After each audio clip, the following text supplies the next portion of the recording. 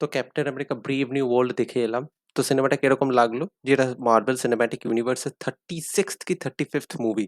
তো সিনেমাটাকে 2 ঘন্টার আন্ডারে রাখা হয়েছে এবং স্টোরির ব্যাপারে আমি যদি বলি, তো স্টোরিতে দেখাচ্ছে যে স্যাম উইলসন মানে যে আগে ফ্যালকন ছিল সে এখন ক্যাপ্টেন আমেরিকা। তো সে এবং টরেস বলে একজন রয়েছে যে এখন ফ্যালকন, তারা মেক্সিকোতে অ্যাডামেন্টিয়াম এর একটা স্মাগলিং চলছিল এবং সেই স্মাগলিংটা ওরা ইন্টারসেপ্ট করে আটকানোর পর আইজিয়া ব্র্যাডলি বলে যে রয়েছে, যে যাকে আমরা ওই ফ্যালকন অ্যান্ড দ্য উইন্টার সোলজারে দেখেছিলাম, সুপার সোলজার সিরাম নিয়েছিল, তার সাথে দেখা করতে যায়। এবং ইন দ্য মিন টাইম থিওডাস রস, যেটা হ্যারিসন ফর্ড প্লে করছে এখন, সে প্রেসিডেন্ট হয়ে গেছে। তো সে স্যাম উইলসনকে ডাকে যে আমি এরকম একটা স্পিচ দিতে যাব, তুমি এসো আমার সাথে দেখা করো। তো সে নিজের সাথে ফ্যালকন এবং ব্র্যাডলিকে নিয়ে যায়। ওখানে প্রেসিডেন্ট বলে যে আমি নতুন করে অ্যাভেঞ্জার তৈরি করতে চাইছি এবং ক্যাপ্টেন আমেরিকাকে আমি অ্যাজ আ ফেস রাখতে চাইছি। তো এই সমস্ত কথা হওয়ার পর সে চলে যায় একটা স্পিচ দিতে অ্যাডামেন্টিয়ামের উপর।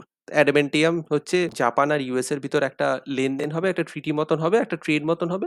সে নিয়ে একটা স্পিচ দিতে চায়, ওই জিনিসটাকে কিভাবে করতে চায়। ইন দ্য মিন টাইম হঠাৎ করে আইসা ব্র্যাডলি এবং আরো 5-6 জন মিলে অ্যাটাক করে দেয় প্রেসিডেন্টের উপর। প্রেসিডেন্ট তো বেঁচে যায়, কিন্তু আইজিয়া ব্র্যাডলিকে ধরে নিয়ে যাওয়া যায় এবং স্যাম উইলসনকে বলে যে তুমি কোনোভাবেই অ্যাভেঞ্জার যে প্রোটোকলটা আমরা শুরু করতে যাচ্ছি তার সাথে তুমি আর অ্যাসোসিয়েটেড থাকবে না, কারণ তুমি ক্রিমিনালদের সাথে ওঠা বসা করছো। স্যাম উইলসন রেগে যায়, সে ডিসাইড করেছে সে ইনভেস্টিগেট করবে। ইনভেস্টিগেট করতে করতে জানতে পারছে যে স্টোন বলে একজন রয়েছে যার মাইন্ড কন্ট্রোল পাওয়ার রয়েছে, সে আইজিয়া ব্র্যাডলিকে প্রবাবলি মাইন্ড কন্ট্রোল করে এই জিনিসটা করতে বাধ্য করেছে। তো তার ল্যাবরেটরি খুঁজে তো পায়, কিন্তু সেখান থেকে ওরা বেরিয়ে বেরিয়ে যখন যাচ্ছিল, এমন ইন দ্য মিন টাইম উইলসনকে ধরে নিয়ে যাওয়া হয় জেলে। তো সেখান থেকে ওরা আবার বেরোয়। বেরোনোর পর ওরা জানতে পারে যে ইটার্নাল সিনেমায় দেখেছিল টিয়ামাদ বলে যে ইন্ডিয়ান ওশান থেকে একটা সেলেস্টিয়াল বেরোচ্ছিল, সেখানে একটা রোগ প্লেন রয়েছে এবং সে জাপানের উপর অ্যাটাক করছে, যাতে জাপানকে ইনস্টিগেট করা যায় সেই ইউএসএ কে অ্যাটাক করে এবং একটা ওয়ার্ল্ড ওয়ার টাইপ কিছু একটা হয়ে যায়। তো স্যাম উইলসন এবং ফ্যালকন গিয়ে সেটাকে আটকায়, কিন্তু ফ্যালকন যে রয়েছে সে ইনজিয়ার্ড হয়ে যায়, সে চলে যায় হসপিটালে। ইন দ্য মিন টাইম এটা জানা যায়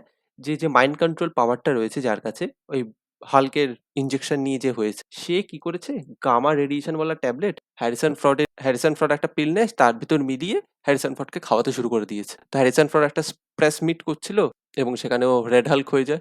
স্যাম উইলসন ওখানে এসে পৌঁছায়, ইনিশিয়ালি মারপিট করেও তাকে হারাতে পারছে না, তারপর ওর সাথে রিজনিং করে। In the meantime Liv Tyler, যাকে আমরা হাল্কের পরে প্রথম দেখছি, সেও আসে এবং সেই সমস্ত দেখে এবং নিজের পুরোনো দিনের স্মৃতি মনে করে হ্যারিসন ফোর্ড আস্তে আস্তে আস্তে আস্তে শান্ত হয়ে যায় এবং নিজের মনুষ্য রূপে ফেরত চলে আসে। তারপর লাস্টে দেখা যাচ্ছে যে ব্র্যাডলিকে ছেড়ে দেওয়া হয়েছে জেলের থেকে এবং হ্যারিসন ফোর্ড নিজে জেলে চলে গেছে, ওই সেম জেলে, যাতে ও কোনোভাবে হাল্ক হয়ে গিয়ে জিনিসপত্র আর ধ্বংস না করে। এবং লাস্টে দেখা যাচ্ছে যে স্টোন রয়েছে, যে ফ্যালকনকে বলছে যে এরকম তুমি ভেবো না যে তুমি এই পৃথিবীকে আটকাতে পারবে, পৃথিবীর উপর আরো ডেঞ্জার আসছে, মানে ওই ডুমসডে এবং সিক্রেট ওয়ারের একটা ইঙ্গিত দেওয়া হচ্ছে। তো এখানে সিনেমাটা শেষ হয়েছে। তো সিনেমাটার ভালো দিক খারাপ দিক দেখুন, ক্যাপ্টেন আমেরিকা উইন্টার সোলজার যে এসপিওনাজ থ্রিলারটা করার চেষ্টা করেছিল, সেই এসপিওনাজ থ্রিলারের কিছু কিছু পয়েন্ট এখানে ইউজ করা হয়েছে, যে এরকম ডাবল এজেন্ট রয়েছে, ডাবল ক্রসিং এর একটা ব্যাপার রয়েছে, মোল ব্যাপারটা রয়েছে যেটা আগেও ছিল, যে হাইড্রা এজেন্ট আমাদের ভিতর রয়েছে, এখানেও একটা মোলের ব্যাপার রয়েছে, পাস্টকে কানেক্ট করা হয়েছে।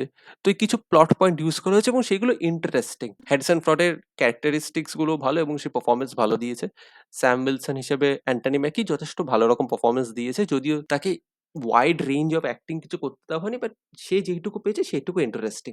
কিন্তু আমার না কয়েকটা নেগেটিভ পয়েন্ট রয়েছে এবং সেগুলো আপনার ভালো করে শুনুন। দেখুন, আমার মনে হচ্ছে এই ফ্যালকন অ্যান্ড উইন্টার সোলজার যে সিরিজটা রয়েছে তারই একটা এপিসোডকে বড় করে দেখানো হচ্ছে। মানে এটার কোনো ওভারঅল ভ্যালু কিছু অ্যাড হচ্ছে না টাইম লাইনের উপর। মানে কোনোভাবে এটা সিক্রেট ওয়ার বা ডুমসডেকে সেট আপ করছে বা তার কোনো ক্যারেক্টারকে দেখানো হচ্ছে, সেটাও তেমনি নয়। এবং অনেক জায়গায় না আপনার মনে হবে না, টেনশন ফিল হবে না এবং খুব যেন ইজিলি হয়ে যায়। স্পেশালি ফর দ্য ভিলেন্স যেন ইজিলি, মানে আপনি ভাবুন একটা প্রেসিডেন্টের ওষুধের ভিতর আপনি গামা রেডিয়েশনের পিলস ঢুকিয়ে দিচ্ছেন, সেটা মেনে নেওয়া যায় কখনো? তো সেই জিনিসগুলো আমার একটু অ্যাবসার্ড লেগেছে।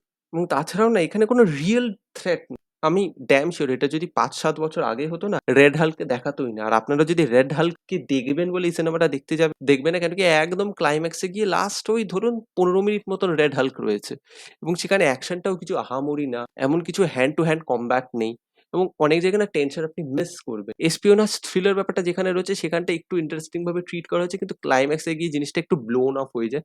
পোটেনশিয়াল ছিল, পোটেনশিয়াল কিন্তু ছিল। রেড হাল্ককে যদি থ্রু আউট দেখানো হতো আমার মনে হয় তাহলে একটু বেশি ইন্টারেস্টিং হতে পারতো। এবং ২ ঘন্টা না যথেষ্ট না, মানে এতগুলো ক্যারেক্টারকে রাখা হয়েছে, স্যাম উইলসনকে রাখা হয়েছে, নতুন একটা ফ্যালকনকে রাখা হয়েছে, আইজা ব্র্যাডলির একটা দিক রাখানোর চেষ্টা করা হয়েছে, স্টোনকে আনা হয়েছে যাকে আমরা হাল্কের পর এখানে দেখতে পাচ্ছি, একটা ব্ল্যাক উইডো টাইপ একটা এজেন্টকে রাখা হয়েছে, ডাবল এজেন্ট রয়েছে, ডাবল ক্রসিং রয়েছে, অ্যাডামেন্টিয়ামকে দেখানো হচ্ছে এবং গুস্তাভো ফিং এর যে রয়েছে তাকে তো টোটালি বেস্ট করা হয়েছে। মানে সার্পেস সোসাইটি বলে একটা সে সোসাইটি চালায় অ্যাডামেন্টিয়াম স্মাগলিং এর জন্য, তার কিছু করার নেই। জাস্ট রেখেছে, সে আন্ডার মাইন্ড কন্ট্রোল রয়েছে সেখানে। অনেক অ্যাসপেক্ট, অনেক কিছু দেখানো যেতে পারত কিন্তু সেইগুলো কিছুই দেখানো হয়নি।